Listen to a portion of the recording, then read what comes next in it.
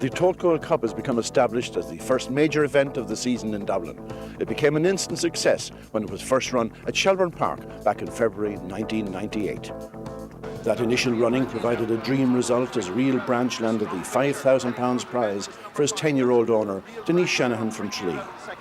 The dog was trained by Denise's father, Dennis, and he really put it up to his rivals when dashing clear from traps. Supporters of Real Branch had a fright as Brickfield Rebel came with a huge finishing burst.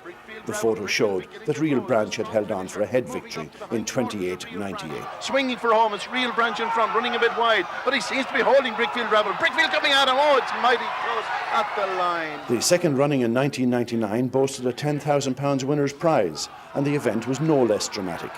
In the very first round, the Irish Oaks winner, 𝗚̌c𝗹𝗱 set a new track record of 28.71.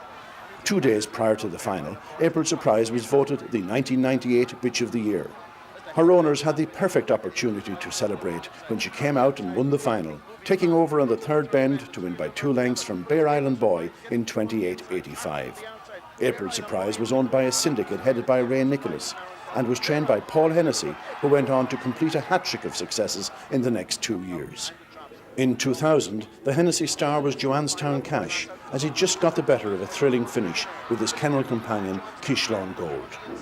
The photo showed that Joanstown Cash had won by a neck in 29 seconds. It was the start of a great year for owner John Joe Murray, who saw Joanstown Cash follow up with victories in the Kennedy Cup, the Guinness 600 and the Shelbourne Ledger.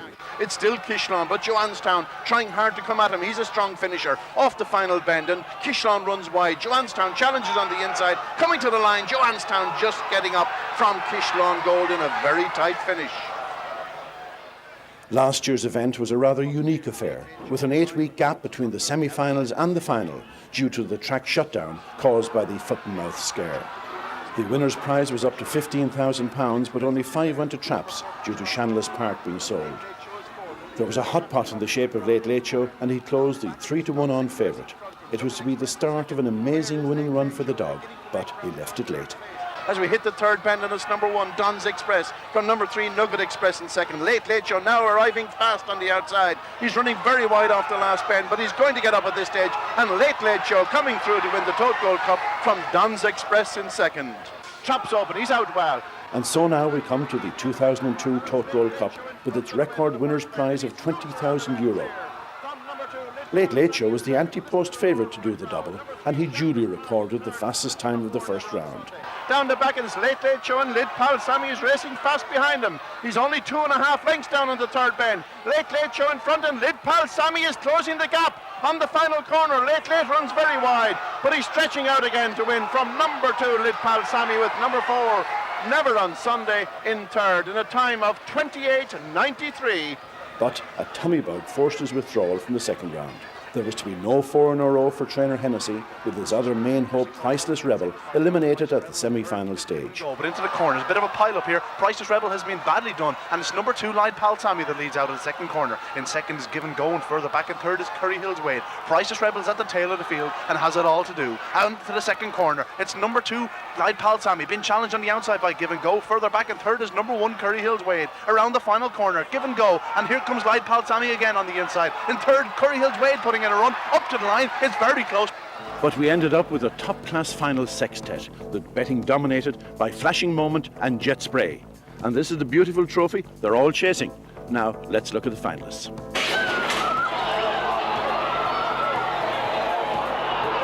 Well, the next race coming up at Shelbourne is the big one, the biggest race of the year to date. The final of the Shelbourne 𝗚𝗃 Cup, winner €20,000.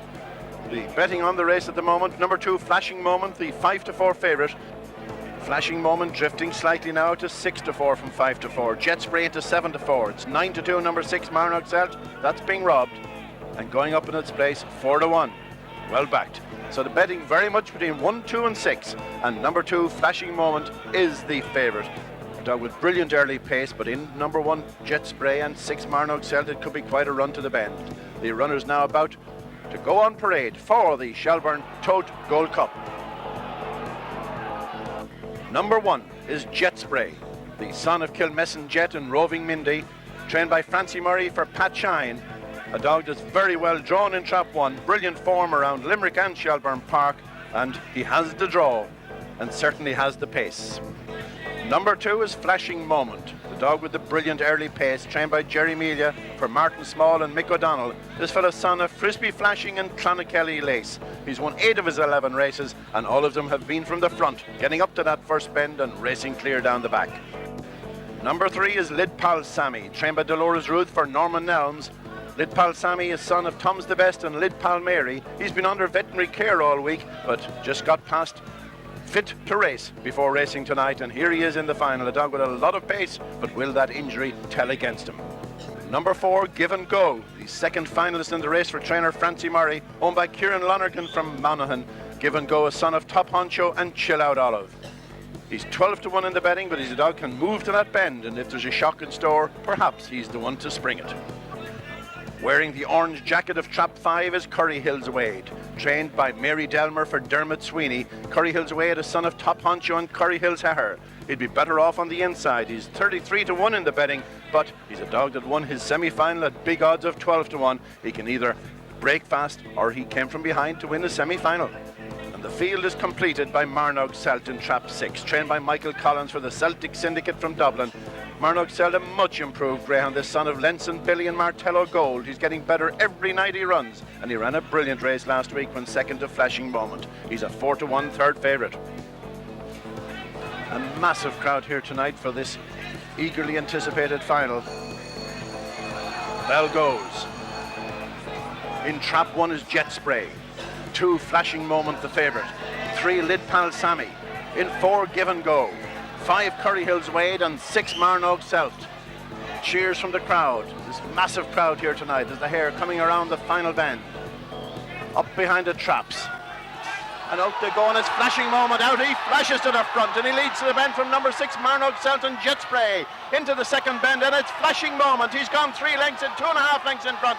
Jet Spray and Marnog Celt battling for second, and Lidpal Sammy putting in a big run. Heading down to the third bend, and Jet Spray is closing. There's 2 lengths in it on the third bend, but it's Flashing Moment by 2 lengths from Jet Spray, who is closing. In third place, number 3, Lidpal Sammy. Off the final bend, and they're coming home, and they're clashing, and Jet Spray! Jet Spray gets up on the line to win it from Flashing Moment in second, and Lidpal Sammy in third. A thriller. The winning time, a brilliant 28.77. And the official result, the winner, number 1, Jet Spray, second, number 2, Flashing Moment, and third, number 3, Lidpal Sammy, time 28.77. Well, there's a man with a strong grip on the Tote Gold Cup trophy beside me. It's John Shine. John, you must be absolutely delighted with the dog tonight. Thrilled, amazed. What were your thoughts as the traps arose? Well, he was beaten in 2 finals.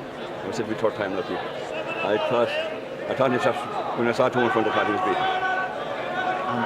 I always know he could stay. I always thought he'd be a 550 dog, you know. And at the third corner, what were your thoughts? The third corner, my heart was in my mouth. I couldn't believe it.